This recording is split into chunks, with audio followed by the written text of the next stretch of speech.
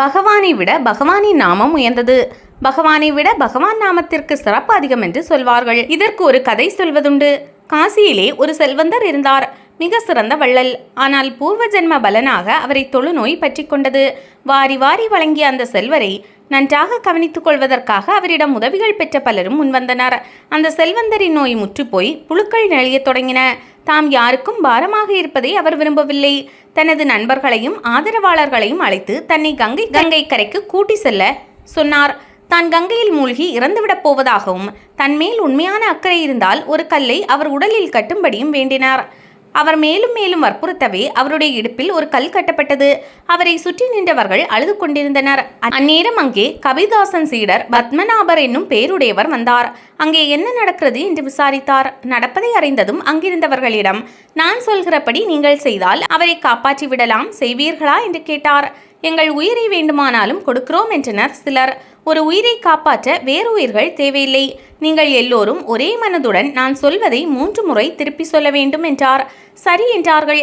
உடனே அவர் எல்லோரையும் எழுந்து நின்று கைகூப்பிக் கொண்டு 3 முறை ராமநாமத்தினை சொல்லும்படி கேட்டுக்கொண்டார். ஏற்கனவே ராமர் கோவிலுக்கு சென்று பிரார்த்தித்தோம், ஏதும் நடக்கவில்லை என்றார்கள்.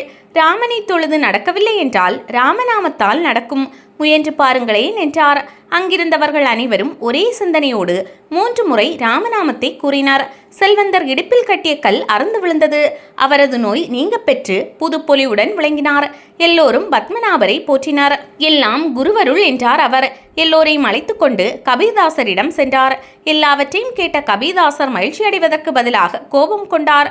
பத்மநாபரை பார்த்து, நீ என்னிடம் கற்றுக்கொண்டது இவ்வளவுதானா? ராமநாமத்தை ஒரு முறை சொன்னாலே போதுமே, அவர் குணமாகியிருப்பாரே. அதன் திறமை அறியாமல் 3 முறை சொல்ல செய்து ராமநாமத்தின் பெருமையை குறைவாக மதிப்பிட்டு விட்டாயே என்றார் கபீர்தாசர். நன்மையும் செல்வமும் நாளும் நல்குமே, திண்மையும் பாவமும் சிதைந்து தேயுமே, ஜனனமும் மரணமும் இன்றி தீருமே. இம்மையே ராம என்ற 2 எழுத்தினால் நன்மைகள் பலவும் செல்வங்களும் வழங்கும் ராமநாமம் புண்ணியத்தை பெருக்கி பாவத்தை சிதைத்துவிடும் சக்தி படைத்தது ராமநாமம்.